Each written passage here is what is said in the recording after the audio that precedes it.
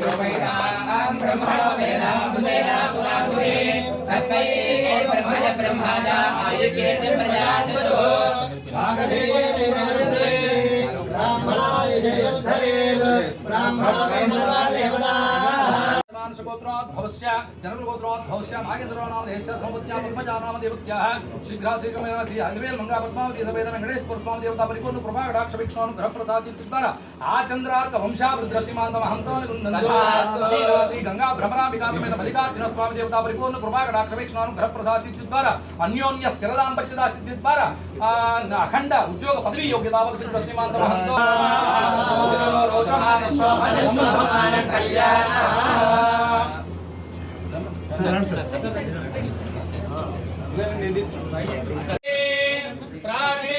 भागे इंद्र देवता इंद्र प्रसादाद राज्याभिवर्धनमश्नुते तेन प्राचेन्द्र संजयते तन्दक्षिणा परिवहन्ते दक्षिण दिग्भागे धर्मराजो देवता धर्मराज प्रसादाद आयुष्याभिवर्धनमश्नुते तेन दक्षिणां संजयते तं प्रत्यञ्चमावर्तयन्ते प्रतेजे दिग्भागे वरुणो देवता वरुण प्रसादाद पुत्रपौत्राभिवर्धनमश्नुते तेन प्रतेजेन्द्र संजयते तमुदेजे तिष्ठतिमुपावहरन्ते उदेजे दिग्भागे कुबेरो देवता कुबेर प्रसादाद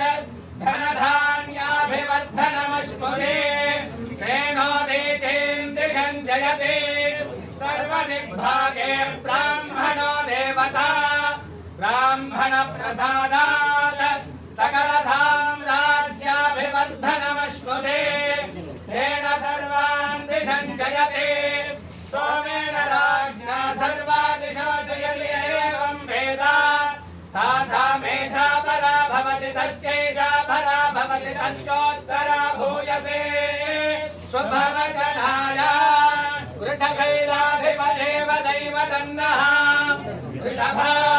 वृषभाद्रीश्वरदेव दैवतन्नः फणिशैलाधिपदेव दैवतन्नः भगवान् वेङ्कटदेव दैवतन्नः श्री श्रीनिवासः परदैवतन्नः श्री श्रीनिवासः परमन्धनः श्री श्रीनिवासः कुलदैवतन्नः श्री श्रीनिवासः परमागतिर्नः वक्त्रार्चे भाग्यलक्ष्मीः करदलकमले सर्वदा दानलक्ष्मीः दोर्दण्डे वीरलक्ष्मीः हृदय सरसिजे भूतकारुण्यलक्ष्मीः खड्गाग्रे शौर्यलक्ष्मीः निखिलगुणगणाडम्बरे कीर्तिलक्ष्मीः सर्वाङ्गे सौम्यलक्ष्मीः पयत विजयतां सर्वसाम्राज्यलक्ष्मीः श्रीर्वर्चस्वमायुष्यमारोग्यमावेधात् शोभामानं महीयते धान्यं धनं वशं बहुपुत्रलाभं शतसंवत्सरं दीर्घमायुः शतमानं भवति शतायुः पुरुषः शतेन्द्रिय आयुष्येवेन्द्रिये प्रतिष्ठति अनयोः दम्पत्योः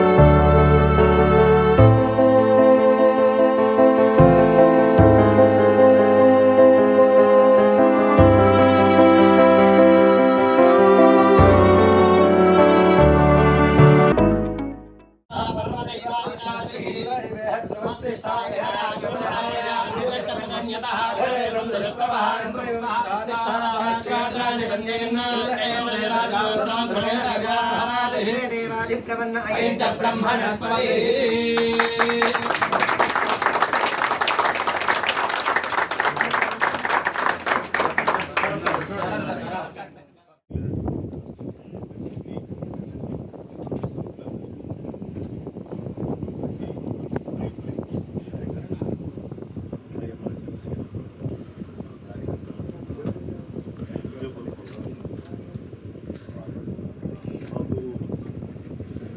కళ్యాణ్ గారికి మొదటి నుంచి ఇంట్రెస్ట్ ఏంటంటే ఈ గ్రీనరీ మీద చాలా ఇంట్రెస్ట్ ఉంది. అంతకుముందు కూడా నేను కొన్ని చోట్ల అంటే పాలిటిక్స్లో రాకముందు కొన్ని చోట్ల నేను గ్రీనరీ అలాగే మా మెగా ఫ్యాన్స్ అందరితో కలిసి మేమందరం చాలా చోట్ల చెట్లు నాటి కాకపోతే అది ఇండిపెండెంట్గా చేయటం వల్ల లేదా వాలంటరీగా చేయడం వల్ల ప్రణాళికని చాలా పెద్ద స్థాయిలో చేయలేకపోయాం. మాకున్న గుర్తుబాటు దాంట్లో చేసాం. కొన్ని ఒక 20-30 వేల మొక్కలు కలిసి నాటి పెంచాం. అంటే జస్ట్ మొక్కలాంటి వెళ్ళిపోలేదు, బాధ్యతగా పెంచి పెద్ద చేసాం. తర్వాత అనేక కారణాల వల్ల కోరిక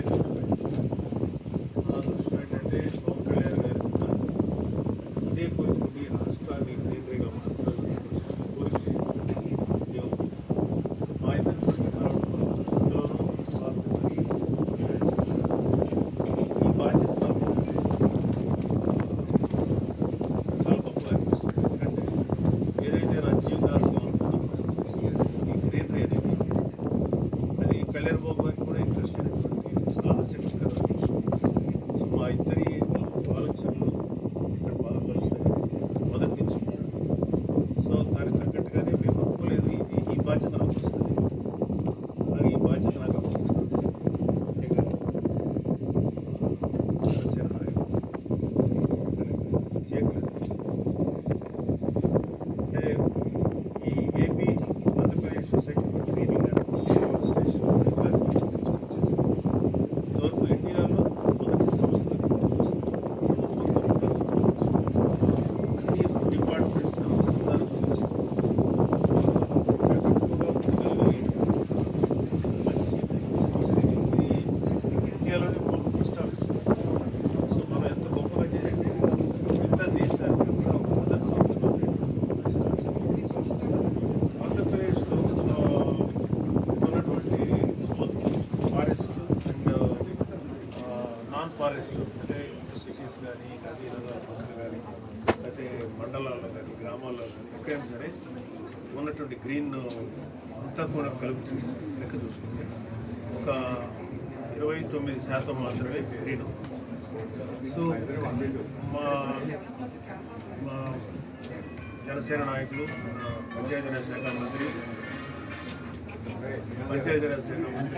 అలాగే ఫారెస్ట్ అటవీ శాఖ మంత్రి పవన్ కళ్యాణ్ గారికి వాళ్ళు ఇచ్చిన టార్గెట్ ఏంటంటే ఈ గ్రీన్ని 50% తీసుకురావాలి బై 2047. అంటే ఒక దీర్ఘమైన ప్రణాళిక. 1% ఆఫ్ గ్రీన్ పెంచాలంటే చాలా బృహత్తరమైనటువంటి ప్లానింగ్, ఎంతోమంది కలగలిసి రావాలి. సో అంటే ఇప్పుడు లార్జ్ స్కేల్లో గ్రీనింగ్ మీద పనిచేయాల్సి వస్తుంది. Form lands, village areas, roads, canals, stations, industries, urban areas, అలాగే ఇతర సూటబుల్ ఏరియాలో కూడా ఈ కార్యక్రమాన్ని ముందుకు తీసుకెళ్తాం. అలాగే agriculture, horticulture, Panchayati Raj, rural development, education industries, education industries, revenue, water resources, transport, roads, buildings, forest, ఇతర డిపార్ట్మెంట్స్ కోఆర్డినేషన్లో పనిచేయాలి. అలాగే farmers, NGOs and CSR organisations, industry, students, youth మరియు ప్రజలు భాగస్వామ్యం చేసుకున్నారు. దీన్ని ఒక పీపుల్స్ గ్రీన్ మూవ్మెంట్ ముందుకు తీసుకెళ్ళాలని మా నాయకులు తెలంగాణ ఉద్దేశించారు. సో మొక్కలు నాటమే కాకుండా అవి తనకు తానుగా బతకగలిగే వయసు వచ్చేదాకా మొక్కలు నాటి పెంచడం మీద ప్రత్యేకమైన దృష్టి పెడతారు. సో ఈ మొక్కలు ఎలా పెరుగుతున్నాయి ఏంటి అనే దాని మీద శాటిలైట్ ఇమేజరీస్, డ్రోన్స్, అలాగే జియో ట్యాగింగ్, జిఐఎస్ ఇలాంటి ఇతర టెక్నాలజీ ద్వారా మేము మొక్కలు ఎలా పెరుగుతున్నాయి అనేది దృష్టి. అలాగే డిస్ట్రిక్ట్ లెవెల్లో డిస్ట్రిక్ట్ గ్రీన్ డెవలప్మెంట్ ఏజెన్సీస్ ద్వారా ఫీల్డ్ లెవెల్ ఇంప్లిమెంటేషన్ మరియు మానిటరింగ్ కూడా బలోపేతం చేయాలి. మొక్కలు నాటడమే కాదు, నాటిన ప్రతి మొక్కను బతికించి పెంచడమే ఆలోచన. So as I said previously 50% of green in Andhra is our target. మాకు జనరల్గా ఏంటంటే ఒక మొక్క తాలూకు విలువ చాలామందికి తెలియదు. ఒక మొక్క పెరిగి పెద్ద అయిన తర్వాత అది దాని వాల్యూ మనం సైలెన్స్ ఉండదు, దాని వాల్యూ మనం కలపలాగా చూస్తాం, లేదా ఇంకా ఏదైనా వాల్యూబుల్ అదర్ కైండ్ ఆఫ్ ఇదిగా చూస్తాం. ఒక మొక్క జీవిత కాలంలో దాని విలువ ఎంత ఉంటుందంటే కోట్ల రూపాయలు. మొక్క నాటి పెంచితే అది ఎలా కౌంట్ చేస్తామంటే అది ఇచ్చే ఆక్సిజన్, అది ఇచ్చేసే కార్బన్ డైఆక్సైడ్, ఈ భూమిని సారవంతం చేసేటువంటి మెథడు, అలాగే దాని మీద ఆధారపడేటువంటి ఇతర లివింగ్ ఆర్గానిజమ్స్. ఇలాగా ఒక్క మొక్క నాటితే దాని విలువ కోట్లలో ఉంది. చాలామందికి మొక్క నాటి చాలా అవలేలుగా తీసి పక్కన పడేటువంటి చాలామందికి తెలియదు, చాలా ఈజీగా చేసే పని. సో ఒక మొక్కని మనం కట్ చేసామంటే అది నోరు లేని జీవాలైనా మనుషులైనా ఎవరైనా సరే కొన్ని కుటుంబాలని మనం నిరాశ్రయాలు చేసేది అంత విలువైంది.